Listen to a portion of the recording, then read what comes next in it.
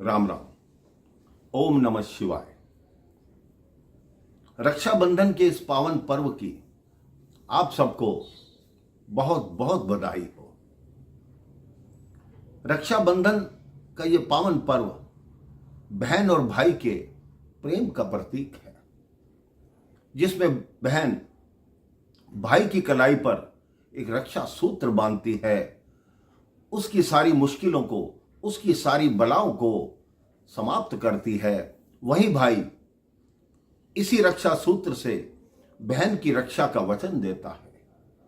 इसीलिए यह रक्षाबंधन का त्यौहार मनाया जाता है। इस विषय में एक पौराणिक कथा आती है कि रक्षाबंधन का पर्व सबसे पहला सूत्र किसने किसको बांधा। कहते हैं देवता और दानवों में युद्ध होता रहता था और दानव सदैव से यही चाहते थे कि स्वर्ग लोक पर हमारा कब्जा हो और स्वर्ग लोक में जो अमृत विद्यमान है वो हमें मिल जाए। उस समय जो दानवों के राजा थे वो भक्त प्रहलाद के पुत्र राजा बलि थे। बलि वैसे तो राक्षस थे, लेकिन उनकी प्रवृत्ति बहुत धार्मिक थी। वो भगवान शिव के परम भक्त थे, भगवान विष्णु के भी परम भक्त थे। उनके गुरु शुक्राचार्य ने राजा बलि से कहा, अगर आप 101 यज्ञ पूर्ण कर लेंगे तो आप स्वर्ग लोक पर अपना अधिकार अवश्य जमा लेंगे। देवताओं को जब ये बात पता लगी, वो भगवान श्री हरि के पास गए कि भगवान श्री हरि ऐसे ऐसे राजा बलि अपना 100वां यज्ञ कर रहा है, अगर 101 यज्ञ पूर्ण हो गए तो वो स्वर्ग पर अपना कब्जा जमा लेगा। भगवान श्री हरि एक बटुक वामन का वेश धारण करके राजा बलि की यज्ञशाला में आए और याचना की कि मुझे 3 पग भूमि दे दो।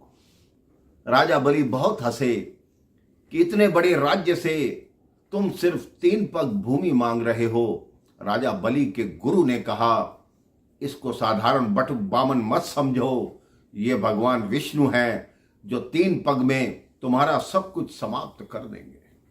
राजा बलि ने कहा, मेरे द्वार पे जो याचक बनकर आया है, मैं उसको वचन दे चुका हूं कि मैं तुम्हारी इच्छा पूर्ण करूंगा। इसके लिए चाहे कोई भी दंड मुझे स्वीकार करना पड़े, मुझे स्वीकार है, लेकिन अपना वचन नहीं तोड़ूंगा। अगर मैं अपना वचन तोड़ दूंगा तो मेरे दादा प्रहलाद का नाम, मेरे पिता विरोचन का नाम मिट्टी में मिल जाएगा। उसके गुरु ने शाप दिया कि जाओ लक्ष्मीहीन हो जाओ। राजा बलि ने वो शाप भी स्वीकार किया। उसके पश्चात उन्होंने संकल्प किया कि आप अपनी 3 पग भूमि नाप लीजिए। भगवान वामन धरती से आकाश तक बड़े हो गए। उन्होंने 1 पग में स्वर्गलोक और दूसरे पग में पृथ्वी नाप ली।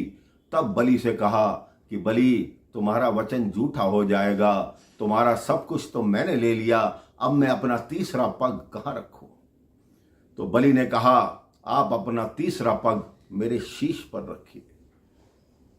भगवान ने 3रा पग उसके शीश पर रखा और वो सीधा पाताल लोक में चला गया। भगवान भी उसके साथ आए। कहते, मैं तुम्हारी भक्ति से, तुम्हारी दानशीलता से बहुत प्रसन्न हूं। तुम्हें मालूम था कि मैं तुमसे सब कुछ लेने आया हूं, लेकिन तुमने फिर भी मुझे सब कुछ दिया।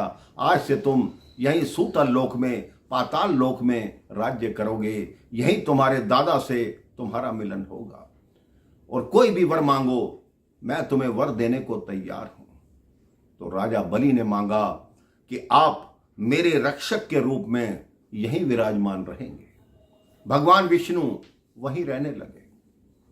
वहां वैकुंठ लोक में देवी लक्ष्मी ये सोचने लगी कि इतने दिन हो गए भगवान विष्णु लौट कर नहीं आए। उनको चिंता होने लगी। वो भगवान शिव के पास गई, उनसे याचना की कि मेरे पति लौट कर नहीं आए। भगवान शिव ने कहा कि वो तो राजा बलि के वश में हैं, अगर तुम उन्हें लाना चाहती हो तो तुम्हें स्वयं जाना होगा, राजा बलि को किसी बंधन में बांधना होगा। तब देवी लक्ष्मी के साथ भगवान शिव ने अपने वासुकी नाग को भेज दिया कि आप भी साथ जाओ और देवी की रक्षा करना। अब देवी लक्ष्मी ने एक नाग कन्या का रूप धारण किया और जो वासुकी थे वो रक्षा सूत्र बन गए। देवी लक्ष्मी ने जाकर राजा बलि के कलाई पर वो रक्षा सूत्र बांधा। तो राजा बलि ने कहा, तुमने मेरे को रक्षा सूत्र बांधा है, मैं तुम्हारी रक्षा का वचन देता हूं। आज से तुम मेरी बहन हुई, बोलो क्या मांगती हो, जो मांगोगी मैं वचन देता हूं कि तुम्हें दूंगा। तब मां लक्ष्मी अपने वास्तविक रूप में आ गई। उन्होंने अपने पति श्री हरि को मांग लिया।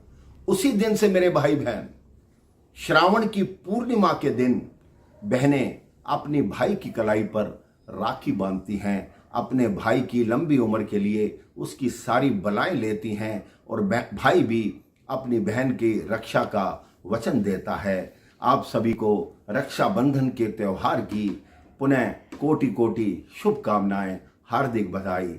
राम राम, जय श्री राम, ओम नमः शिवाय।